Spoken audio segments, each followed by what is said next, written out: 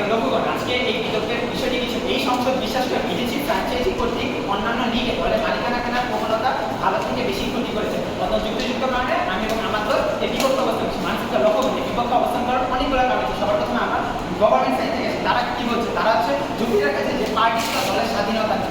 Speaker আপনি যখন পার্টিগুলো দলের স্বাধীনতার কথা চিন্তা করবেন, একটা দল একটা ফ্র্যাঞ্চাইজি যখন একটা বিদেশি মালিকানা সে কেন হচ্ছে ওই দলের ফ্র্যাঞ্চাইজিটা স্বাধীনতাকে সেখানে হচ্ছে নষ্ট করবে, কারণ সে জানে যে তার একটা বড় ফ্র্যাঞ্চাইজি হচ্ছে সেখানে ইমোশন থাকে। স্পিকার সেকেন্ডে হচ্ছে সে বলছে যে কালচার মিডিয়া হচ্ছে দুইটা ওয়ার্ল্ডের কালচার ভিন্ন এবং এই যে কালচারের মধ্যে হচ্ছে একটা পারস্পরিক সমস্যা রয়েছে।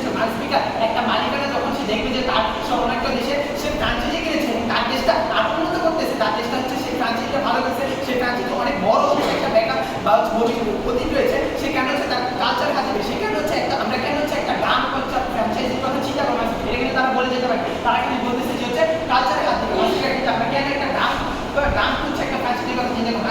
তারা আরো বলতেছে যে হচ্ছে যে খারাপ খেলতেছে তার যত তার ফ্যানপেজ ভালো থাকলে আমরা তাকে স্কোয়াডের করবো। স্পিকার সবার প্রথমে আপনাদের লক্ষ্য করতে হবে একটা যে হচ্ছে সাপোর্টার থাকে তারা কিন্তু হচ্ছে কখনো চায় না যে হচ্ছে তার টিম হারুক। এখন সে তার যদি হচ্ছে অনেক বড় ফ্যানপেজ থাকে সে কিন্তু সেটা দেখবে না, সে দেখবে তার টিমটা জিতবে। এখানে কিন্তু আমাদের হচ্ছে নিউ প্লেয়ার লাগবে এবং এখানে কিন্তু হচ্ছে আমরা যারা ভালো প্লেয়ার তাদেরকে স্কোয়াডের সুযোগ দিতে, এখানে কিন্তু হচ্ছে ভালো স্কোয়াডের ভালো প্লেয়ারদেরকে এখানে রাখবো।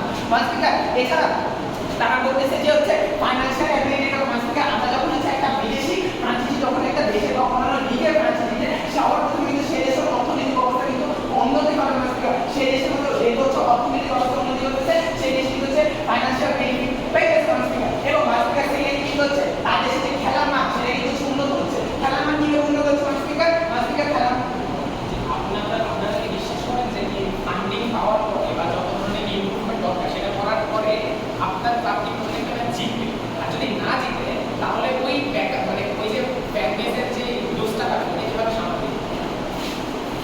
সবার প্রথমে খেলার মধ্যে আর্থিক আছে। এখন আপনি যে চাকরি ধরে নিতেন হচ্ছে আমি জিতবো, এটা থেকে খেলার মধ্যে হচ্ছে কোনো প্রভাব পেতে পারবে।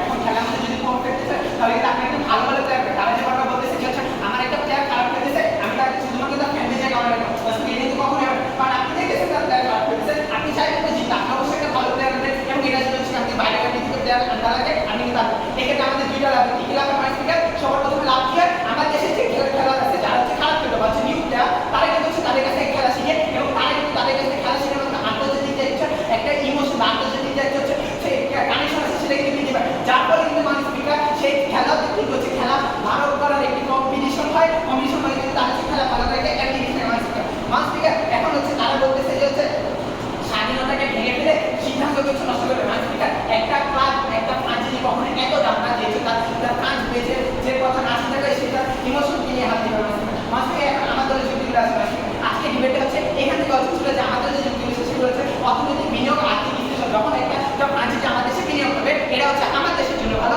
আমার দেশের অর্থনৈতিকভাবে ভালো। সেক্ষেত্রে খেলা মাঠ আমার দেশে যে নিউ প্লেয়ার আছে তারা কিন্তু হচ্ছে আন্তর্জাতিকভাবে যা প্লেয়ার আছে নতুন যে প্লেয়ার আছে তাদের কাছে খেলা শিখবে নিজেদেরকে আপডেট করবে এবং তখন কিন্তু তাদের একটা ফ্যানপেজ চলে যাবে।